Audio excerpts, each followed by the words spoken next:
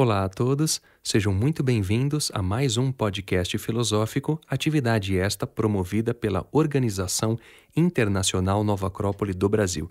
E para este podcast, recebemos os professores de Nova Acrópole, a começar pelo professor Jander Pedroso, da filial Savassi, Belo Horizonte, Minas Gerais, e também o professor Inaldo Breguês, de Juiz de Fora, também Minas Gerais. Sejam muito bem-vindos. Obrigado. É um prazer estar aqui de novo. Bem, pessoal, em nosso podcast de hoje vamos falar sobre a filosofia e a arte da bela expressão. A ideia, como sempre, não é esgotarmos o tema, tampouco trazer verdades absolutas, mas sim dialogarmos filosoficamente e buscarmos as melhores respostas para esse tema, evidentemente. Bom, para começarmos, eu gostaria que vocês falassem então dos principais aspectos de uma bela oratória ou da bela expressão. Porque quando a gente vai falar de música, a música tem a definição de rítmica, melodia, harmonia. Ou seja, quando a gente vai falar das coisas da vida, elas existem leis, existem critérios e pressupõe-se que para uma bela oratória também tem critérios, né? E evidentemente que algum filósofo já deve ter abordado isso. Eu gostaria que vocês começassem isso para a gente já entender do que se trata essa bela expressão ou como fazê-la, né? A própria palavra oratória, como você mencionou, ela tem uma semelhança linguística muito interessante com uma outra palavra, e muito evidente também, que é a palavra orar, oração. E isso já nos ajuda a trazer uma definição do que se trata quando nós estamos falando de oratória e também da bela expressão. Porque oratória tem a ver com orar, que significa recitar algo, porém recitar de uma forma muito específica, recitar com sentimento.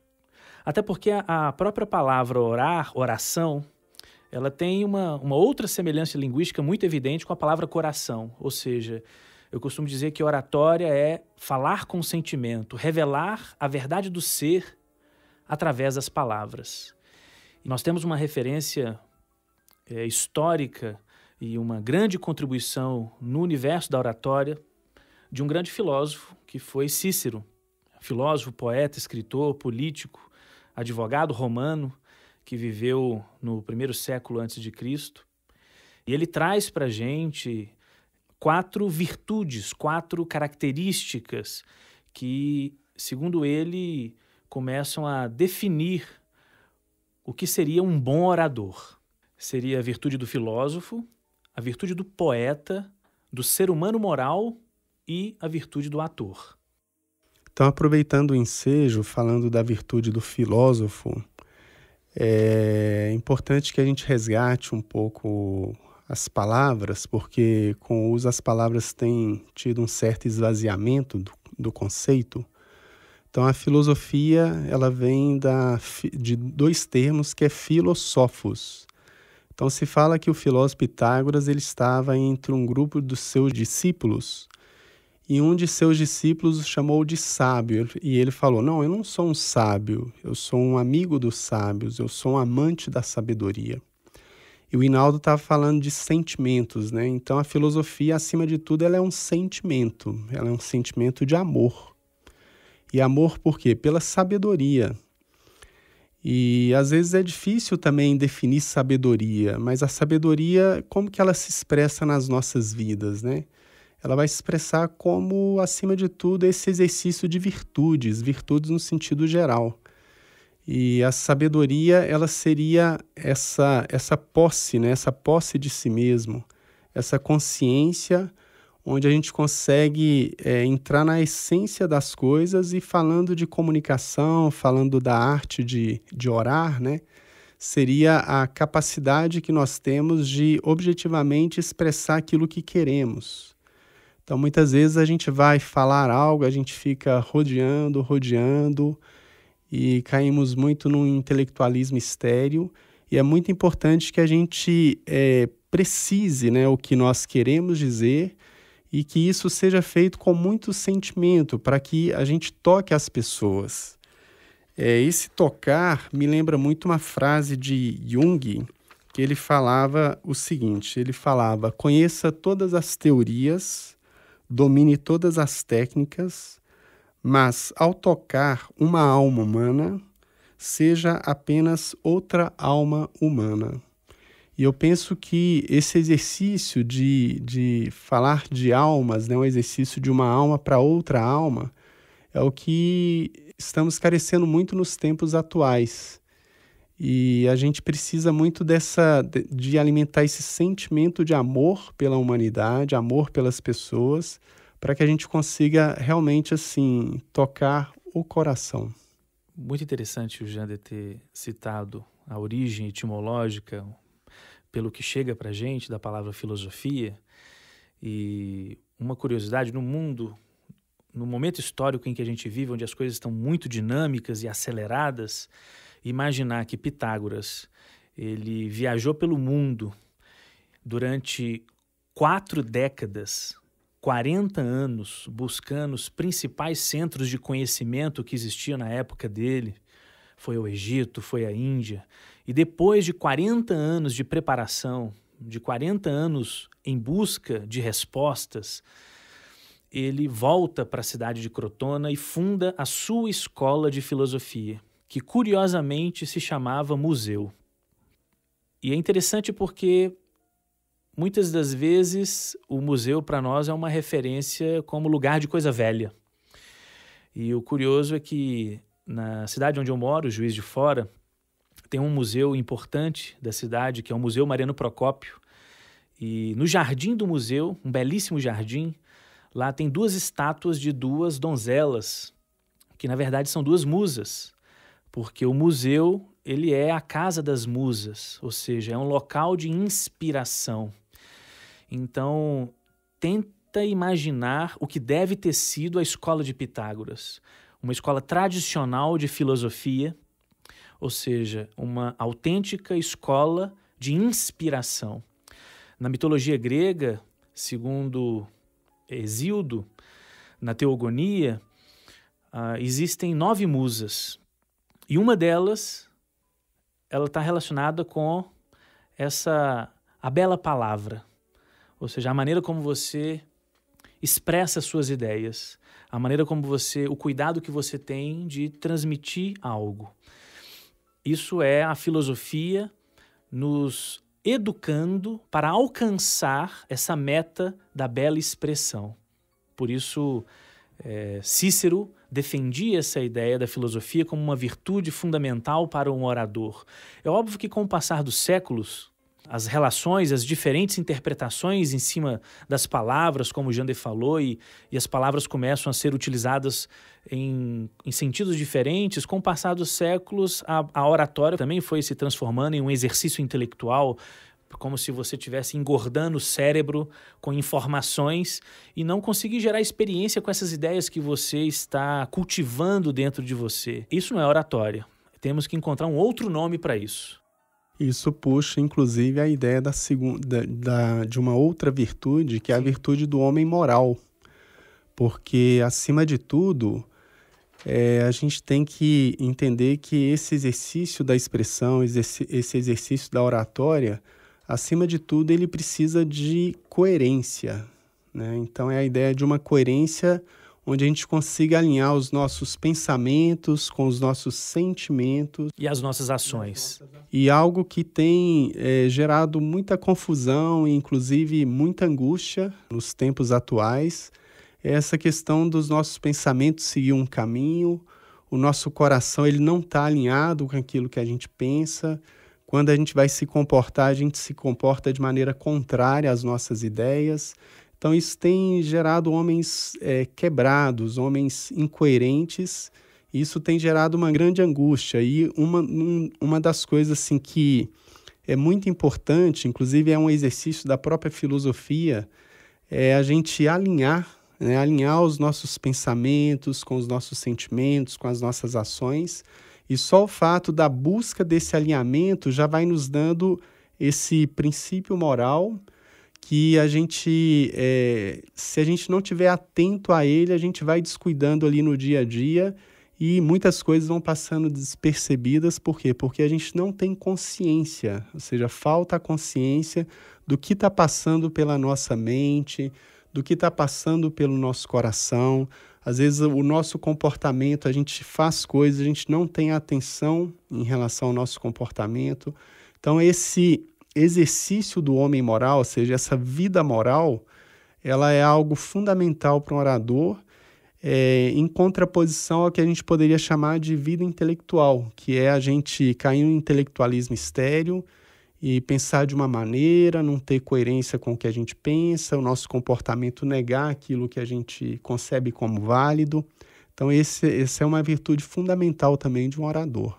A virtude do ser humano moral é muito interessante para nos convidar à reflexão de por que você está fazendo isso que você está fazendo. É como se isso nos ajudasse a buscar beleza na conduta, beleza no comportamento. Essa atitude que você está tomando, ela vai conseguir inspirar as pessoas? Ela vai trazer uma inspiração para as outras pessoas? Ela vai te tornar uma pessoa melhor e ajudar as outras pessoas a serem pessoas melhores? Se não, por que você está fazendo?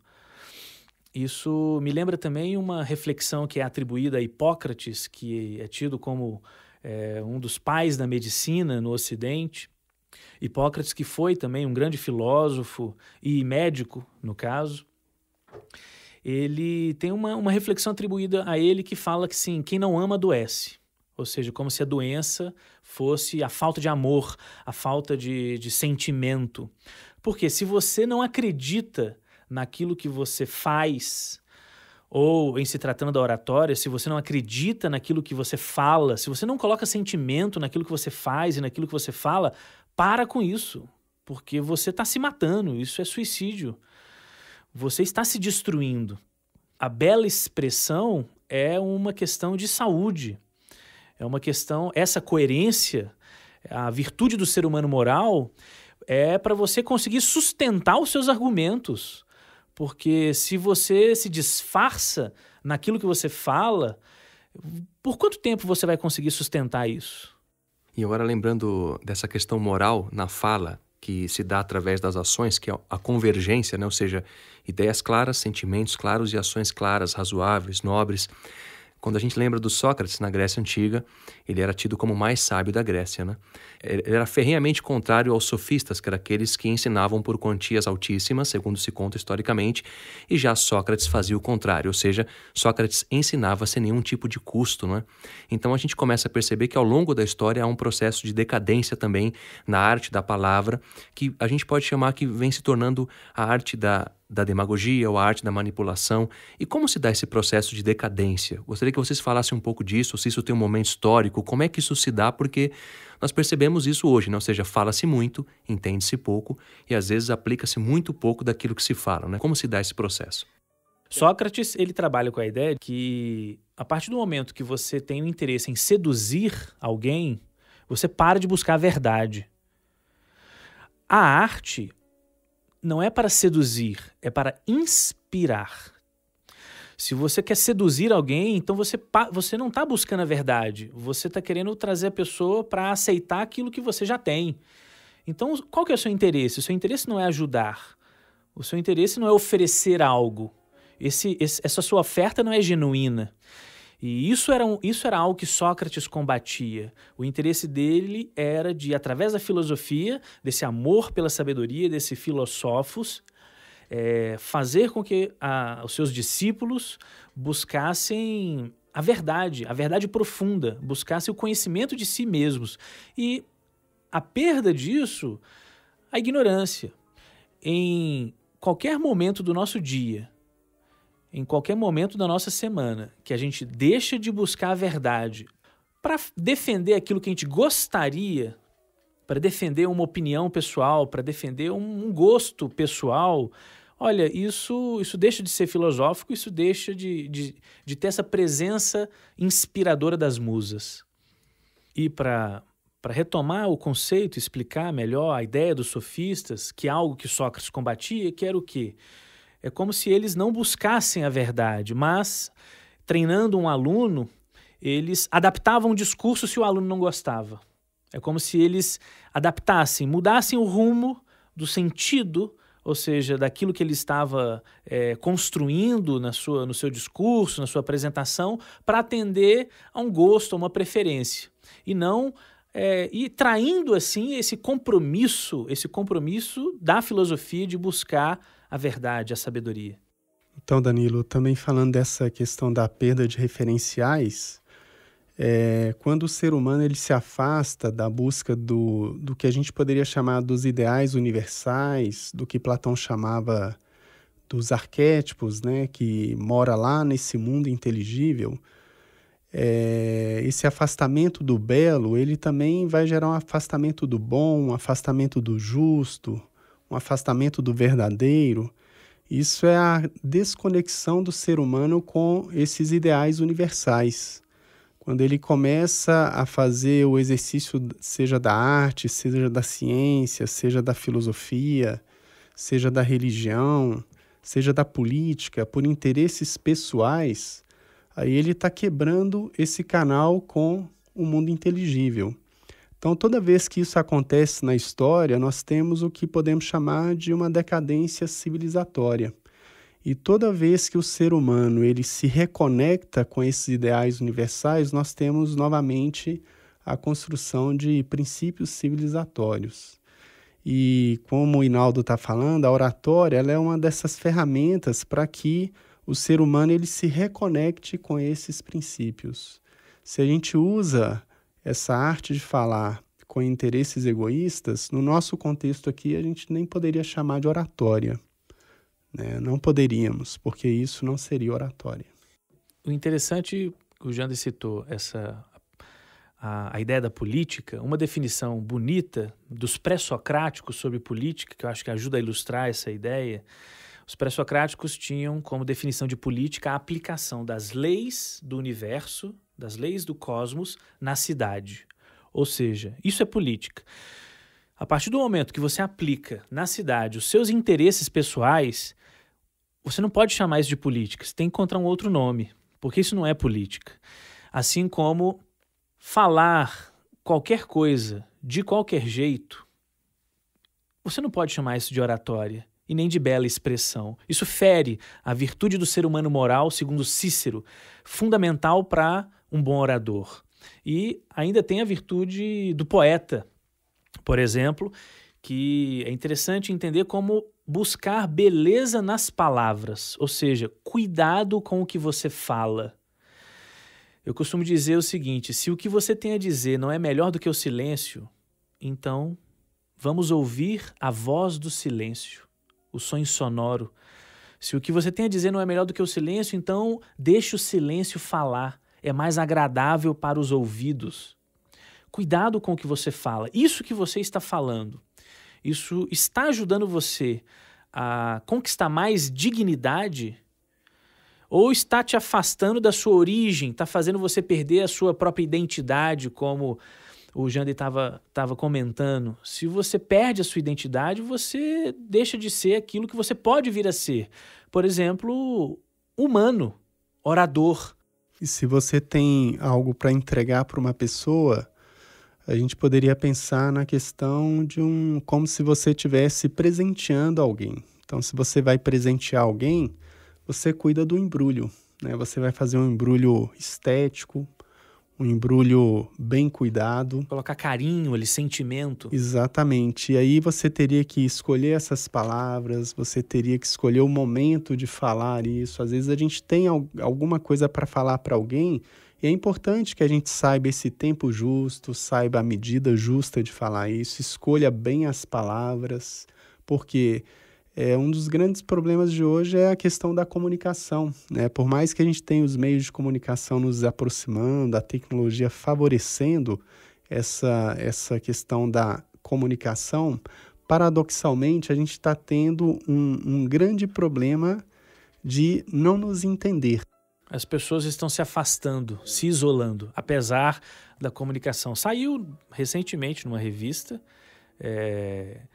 a quantidade de pessoas que está se isolando. E o curioso é que foi colocado o seguinte: se sentir sozinho mata. Sentir sozinho equivale a fumar 15 cigarros por dia. E por que no mundo da comunicação as pessoas estão se sentindo sozinhas? O interessante é que essas virtudes do orador, segundo Cícero, elas vão complementando uma a outra, ou seja, se você deixa de aplicar a virtude do filósofo, isso significa que você para de buscar saber. Se um ser humano que para de buscar saber, ele para no tempo, ele adormece. Isso, numa linguagem até mercadológica, você pode ser atropelado pela concorrência.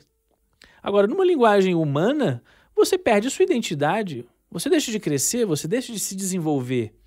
A virtude do poeta é de você não consegue estruturar o conteúdo, aquilo que você quer transmitir.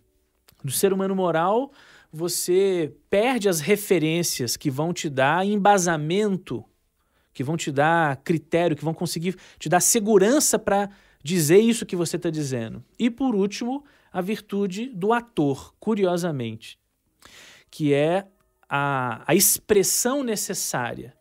Ou seja, você conjugar todas as suas formas de comunicação, as suas formas de linguagem, para poder conseguir oferecer esse sentimento, essa ideia, esse ensinamento para aqueles que estão te ouvindo.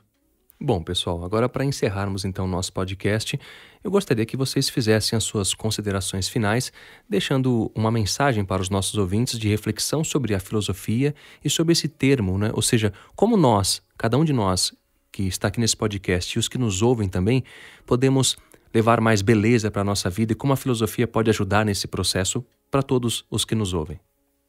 Bom, eu vou citar Jung novamente, onde ele fala que sua visão se tornará clara somente quando você olhar para dentro do seu coração. Quem olha para fora sonha no sentido de ilusão, no sentido de fantasia. E quem olha para dentro acorda. Então eu penso que temos que fazer uma conexão com o nosso coração. O coração como essa percepção fina, né? Essa percepção mais intuitiva, onde o aspecto humano ele consegue tocar o humano da outra pessoa. Nessa questão, quando a gente fala de coração, a gente consegue tocar as almas, né? E aí haverá uma verdadeira comunicação. Do contrário, palavrora inútil, é apenas troca de ofensas ou então troca de vaidades, no sentido de um achar que sabe mais que o outro. Então está faltando nesse sentido mais coração na nossa arte de expressar. Sem a oratória, a gente não se relaciona. Como que o ser humano ele vai conseguir se entender, ele vai conseguir conviver, se relacionar de verdade, de forma profunda, sem essa habilidade, essa bela expressão? A palavra ela tem um poder, o som ele tem um poder, ele carrega uma força. E se você coloca sentimento, isso você coloca um potencial pedagógico e transformador naquilo que você está falando. Isso, eu entendo a oratória como uma forma de fazer com que as pessoas se conectem de maneira verdadeira e autêntica. Que elas consigam, de fato, se entender. Às vezes, sem utilizar a palavra. Às vezes, utilizando um olhar. Às vezes, utilizando um gesto. Mas conseguindo acessar esse sentimento que está por trás do gesto, que está no tom de voz que foi utilizado, ou na expressão, ou no olhar. Bem, pessoal, dessa maneira encerramos então o nosso podcast. Mais uma vez agradeço a presença do professor Jander e também do professor Inaldo e, claro, desejo que sejam sempre muito bem-vindos. Muito obrigado pela oportunidade. Foi um grande prazer estar aqui com vocês. Bem, pessoal, para aqueles que queiram nos contatar, podem fazê-lo através do e-mail podcast@nova-acropole.org.br. E para quem quiser saber mais sobre a Nova Acrópole, basta acessar o nosso site nova-acropole.org.br. Até a próxima! A trilha deste podcast é de autoria de Franz Liszt e chama-se Un Sospiro.